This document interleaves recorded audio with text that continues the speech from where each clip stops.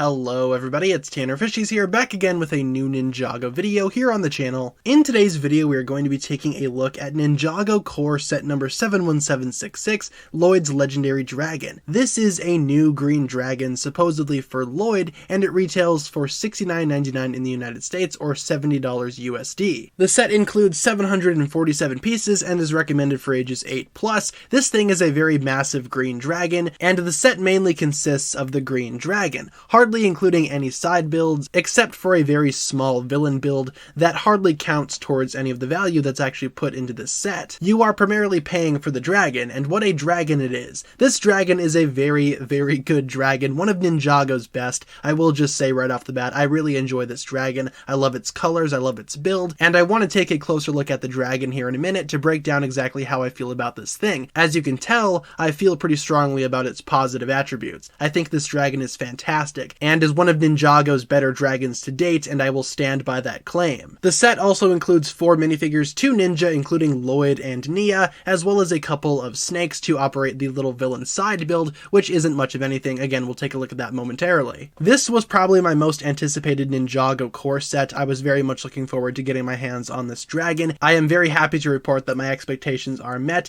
This is easily one of Ninjago's better dragons, as I've said multiple times now, except it's not perfect. It does have some minor issues that we will get into momentarily. So that'll pretty much do it for the intro. I hope you enjoyed this look at Lloyd's Legendary Dragon, not trying to be a professional LEGO review, rather these are just my quick thoughts on this set, and without further ado, let's go ahead and jump on into it. Alright, so starting things off by taking a look at the minifigures, we have on the left Lloyd, and on the right Nia. These are the only good guys that you get in this set. A pretty small number of ninja, only 2 ninja included here. Obviously enough, Lloyd is included. He looks awesome in his new core outfit, looks fantastic. He comes with his classic Sons of Garmadon sword, as well as a green katana on his back. He's pretty much ready to go. I've already talked about this figure before, and I really like it. I like the colors. I think it looks awesome for Lloyd. Obviously, using the same face underneath that we've seen for years now, not a bad figure for Lloyd. You also get Nia in this set, and she has a weird machete on a stick, I suppose you could say. Not exactly sure what you'd call that weapon, but she also has a blue katana on her back, and her outfit for core I don't think is all that bad either. I like it a lot. Just kind of bland, maybe a little bit basic, has some questionable design choices, but I do like the colors, and I like the shaping of the lines on her torso. Very wavy, very water-esque. That's going to pretty much do it for the good guys, except you also do get Lloyd's hairpiece. I forgot. You get Lloyd's hairpiece as well. If you want, you can swap it out with Lloyd's mask. That's obviously up to you, though. Of course, you also get a couple of bad guys to fight in this set. You get 2 of these snakes. On the left, you have Viper Flyer, and on the right, you have Python Dynamite. I believe those are their names. Yeah, Viper Flyer should be pretty obvious. He has a flyer on his back. He's also armed with a silver katana. The flyer has adjustable wings. You can do whatever you want with those. Pretty basic snake minifigure, though, aside from the backpack, which is actually quite spectacular. I've already talked about these guys before in a couple of videos as well. Python Dynamite is short. He's very small. He uses these short legs, and he has 2 sticks of dynamite. Whatever will he do with those? I am very scared for his safety especially. I think that as snakes go, these guys aren't too bad, but we've seen better snakes before. I like their colors though, but overall guys, these snakes, they're kind of hard to care about. You just get a couple of snakes to use as cannon fodder, I guess, though I do appreciate Python Dynamite. I like his choice in weaponry. Pretty unique compared to some of the other snakes that we've seen this go around. As I mentioned, for side builds, this is pretty much all you get, just a small little archery station for the snakes. It's nothing too crazy. It just has one of these spring-loaded missile shooters in the middle, which is obviously, you know, going to shoot a missile if you push down on this. I'm not going to do that because I kind of want to keep the missile, but as you can see, it's a pretty basic shape. Nice colors, matches the snakes. There's also a way that you can adjust the angle of this thing if you so desire. You can move it around. It has a joint right there, a little ratchet joint that you can move around. Doesn't really go very far, but you can kind of pose it in different ways if you want. You could have it look up a little farther if you're trying to shoot down the dragon. There's also a spot on top where you can clip something, maybe an extra missile, or maybe that's supposed to be a targeting sight. I don't know. It's just a random little side build, something to give the snakes some type of chance against the dragon, I suppose you could say. And of course, moving on to the actual main thing that you're paying for in this set, this is the Lloyd's Legendary Dragon. This is a large green dragon, obviously meant for Lloyd. It has some nice colors right away. I like the different shades of green, the gold. This is dark dark blue. It also has some azure blue in here as well, or maybe that's light blue. Different shades of blue. I like that a lot. I like the claws, which are primarily white. There's also some gray in there, and a tiny bit of red that we will get to momentarily. I apologize immediately for the fumbly nature of this review. This review is probably going to be pretty close quarters. This dragon is quite large, and it hardly fits on my desk, so kind of had a difficult time reviewing this thing. Why don't we start with articulation of the dragon? Articulation-wise, this thing is pretty straightforward. It has ball joints right here and right here in the neck. First big negative of this set, though, the ball joint in the upper part of the neck does not really have enough strength to hold up its head. As you can see, the head just kind of flops down. If they had one of those friction adder pieces that are used in CCBS, maybe that would give it a little bit more strength. I do have a couple extra of those. Maybe I could update that. It just kind of sucks because you can't really have the dragon look up necessarily without its head. Oh, that actually stays. All right, not too bad. It's just at certain angles, the head seems to fall. If you pose it all the way up, seems to stay. That's interesting. If you try to adjust the middle joint a little bit too, yeah, that's not too bad. You are just going to get some floppiness sometimes. It's difficult to hold up the neck, I guess you could say. We will get more into the head later on once we take a look at more details. Other forms of articulation, obviously the legs are on ratchet joints. You can totally pose the legs around if you want. Those are on clickety-clackety ratchet joints, very tight, very nice. Down at the dragon claws, you have ball joints here at the ankles, which is obviously apparent. You do want that articulation, and all of the feet are built the exact same way from what I can figure out. So they do have articulation in the claws. The claws are attached at different points, so the articulation is going to vary depending on what claw you're actually trying to pose, but you can get some very expressive poses out of this guy, that's for sure. The legs are always really good. No knee joint or elbow, anything like that, but there is a simulated elbow bend there, so I guess that's good enough. The back legs are quite similar to the front. As I said, you have that ratchet in the hip, that clickety-clackety ratchet joint. You can also splay these out if you want. You can do that too. There is also ball joints in the ankles, and the feet are built the exact same way as the front feet. So all that same articulation with the claws, all of that kind of stuff is still applicable and still there. You can also splay out these front legs a little bit too if you want to. The shoulders do allow for that type of movement. Overall movement on the dragon is quite nice. I think it has some really cool posability, some nice flexibility to this thing. You can get it in a variety of different poses, and all of the poses work in my opinion. The tail is pretty standard for Ninjago dragons, very standard articulation. You have ball joints here, ball joint here, ball joint here, and a ball joint here. Obviously a very flexible tail. You can get that tail into a variety of different poses as well. Just kind of depends on what you personally want to do. Do you want it to be splayed out, or do you want it to have a nice curve to it? Whatever you want to do, you can totally do with this dragon. It is very flexible in that way. In order to move the wings around, you actually have a little bit of a function on the back here that is excellently disguised in this nice black color right here. And if you push that lever forward, as you can see, the wings will splay out using a mix of ball joints and Technic pieces. That is a very nice movement right there. Some folks are going to complain that maybe the movement should have allowed the wings to flap, and I agree, maybe that would have made a little bit more sense, but this is still better than nothing. You can move the wings around like this.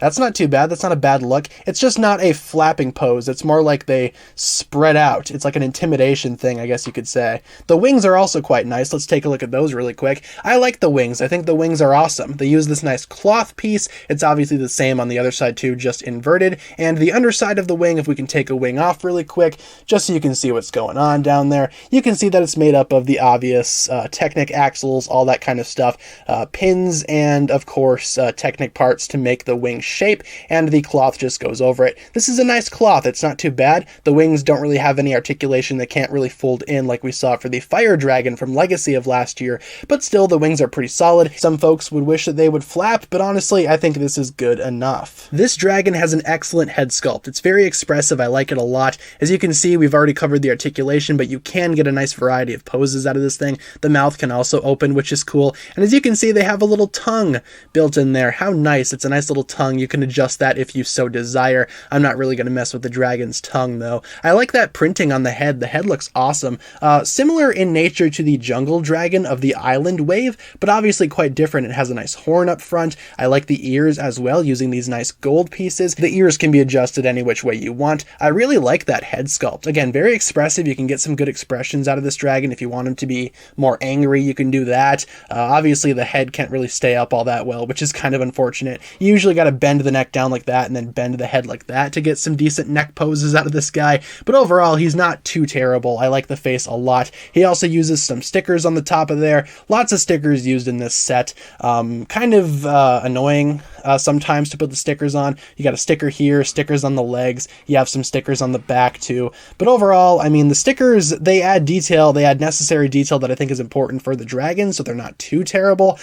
Stickers, though, are just not my specialty when it comes to Lego. I usually prefer prints, but I'll take what I can get for this dragon. He's pretty cool, of course. I also really enjoy the shaping of this dragon. I love this shape right here with the round Lego parts. It makes a very organic looking dragon. Hardly any studs are visible on this guy. You have some studs here, some on the legs, but overall this dragon adopts a lot of smooth parts and a lot of smooth edges that make the dragon look more organic than it is, and I love that about this dragon. He looks buff, he looks muscular, he looks like a very strong dragon. Just taking one of the wings off can give you a better look at the middle of the body, and like I said, those round curves continue here. It looks very smooth, very organic. I like the sticker used here. The belly doesn't look too bad either. The belly is primarily dark blue. I do love the use of dark blue on this set. The dragon's colors are beautiful. Not a lot of green when you take a first glance at the pieces, but once you actually put the thing together, it looks awesome. Again, just keeping that wing off for a second will give you a better look at the dragon's shape. It looks amazing. I really like this dragon a lot. I think it's a really cool build.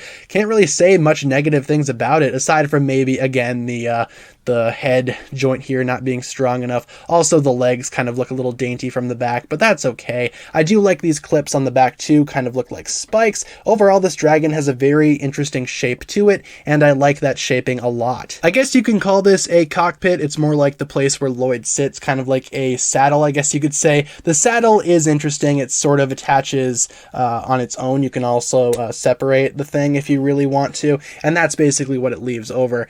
The saddle itself, just moving the dragon out of the way really quick, bringing in the saddle, it's okay. It's very finicky, I will say. You actually need to adjust a lot of things here to make it look good, but as you can see, Lloyd just kind of sits in there. There also is one of these flags on the back. You get these in a couple of other core sets too. This one has some shurikens on it, so that's cool. Not sure the significance of that, but you can adjust this flag if you want. And like I said, the saddle itself, it's just a saddle. You can attach it to the back of the dragon very easily. Without the saddle, the dragon still looks complete. I actually don't mind that look, but of course he's not technically complete until you put Lloyd back on there and readjust everything, and now the dragon is fully finalized in terms of a design. And overall, I think Ninjago and Lego nailed it with this dragon. I really like this dragon. I'm in love with this dragon. I think it looks awesome, and I can't really gush about it enough. I love the head. I love the articulation. The only thing that I can say for negatives is, again, that head joint, and again, some design choices are questionable, but overall, this dragon is fantastic. One of my favorite Ninjago dragons to date, and easily my favorite Ninjago core set. I love this dragon a lot. This is easily one of Ninjago's best sets in recent memory. It blows the jungle dragon out of the water here. And just for a quick comparison, let's bring in that jungle dragon.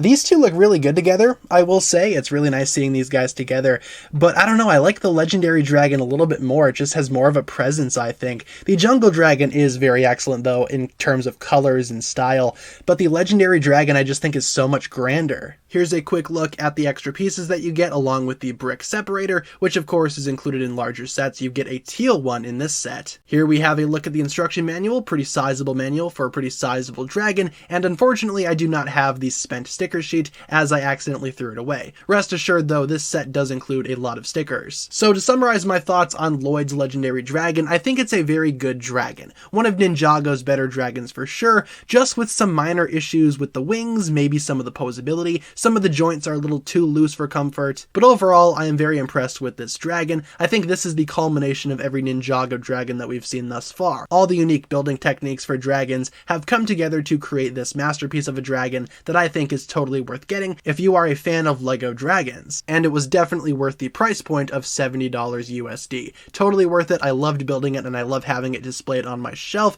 It just has some minor things that keep it from being 100% perfect. If it's not a 10 out of 10, it's probably a 9 out of 10. So with that being said, guys, that'll pretty much wrap it up for my thoughts here today. I'm pretty sure I've said everything that I need to regarding this dragon. It's just awesome, and I would recommend getting it if you are a fan of Ninjago dragons. Until next time, guys, thank you so much for checking out this video here. Hopefully you enjoyed. Let me know down below in the comments what you think about this video, and what are your thoughts on Lloyd's legendary dragon as a set. Thank you so much for watching once again. If you enjoyed, feel free to like, comment, subscribe, do all that fun stuff, and as always, check out the links down below in the description for my other forms of social media. Thank you all so much for checking out today's video once again, you guys. My name is TannerFishies, and with that, I bid you farewell.